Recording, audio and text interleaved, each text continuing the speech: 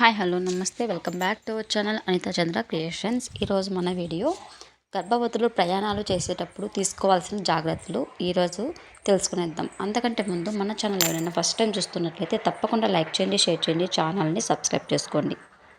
ఇక వీడియోలోకి వచ్చినట్లయితే గర్భవతుల ప్రయాణాలు చేసేటప్పుడు తీసుకోవాల్సిన జాగ్రత్తలలో ఫస్ట్ వన్ వచ్చేసి మీరు కనుక డాక్టర్ని ఒకసారి సంప్రదించాలి. ఓకే, డాక్టర్ని కన్సల్ట్ అయిన తర్వాత మీరు ప్రయాణాలు చేయొచ్చు, ఎటువంటి ఇబ్బంది లేదు అన్నప్పుడు మాత్రమే మనము ప్రయాణాలు చేయాలి. ఓకేనా. కొంతమందికి మాయ అనేది కిందగా ఉంటుంది ఫ్రెండ్స్. అలా ఉన్నప్పుడు మీరు ప్రయాణాలు అనేది అస్సలు చేయకూడదు. రెస్ట్ అనేది తీసుకుంటూ ఉండాలి. అందువల్ల ఫస్ట్ డాక్టర్ని కన్సల్ట్ అవ్వండి.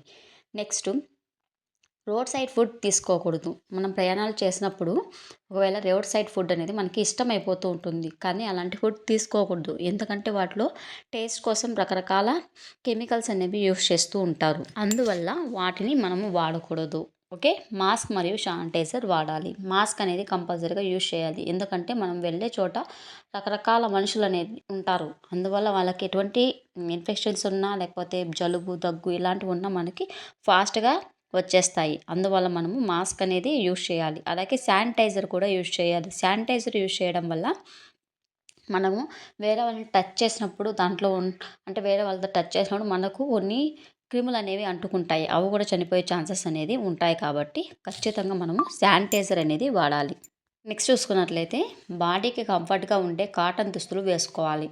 మన బాడీకి కంఫర్టబుల్గా ఉంటే కాటన్ దుస్తులు అనేవి వేసుకుంటే మంచిదండి. ఎందుకంటే మనము బయట ప్రయాణాలు చేస్తున్నాం కాబట్టి కొంచెం లూజ్గా ఉన్నవే వేసుకోవాలి, మనకి కంఫర్టబుల్గా ఉంటుంది. నెక్స్ట్, వాటర్, జ్యూస్, గొడుగు వెంట తీసుకొని వెళ్ళాలి. వాటరు అలాగే కొన్ని జ్యూసు, గొడుగు కూడా వెంట తీసుకొని వెళ్ళాలి. ఒకవేళ వర్షం వస్తే ఎండ వచ్చినా మనము సేఫ్గా ఉండడానికి అలాగా వాటర్, జ్యూస్ కూడా మనం ఇంట్లోటివే తీసుకొని వెళ్ళాలి. బయట యూస్ చేసి మనకు జలుబు చేసే ఛాన్సెస్ ఉంటాయి కాబట్టి.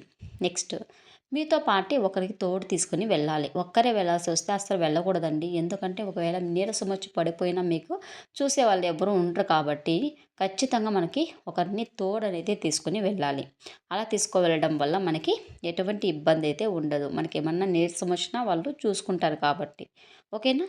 ఇది ఫ్రెండ్స్ ఇవాల్టి వీడియో. ఈ వీడియో మీకు నచ్చితే తప్పకుండా లైక్ చేయండి, షేర్ చేయండి, సబ్స్క్రైబ్ చేయండి. Thank you so much for watching friends. Subscribe our channel. Thank you.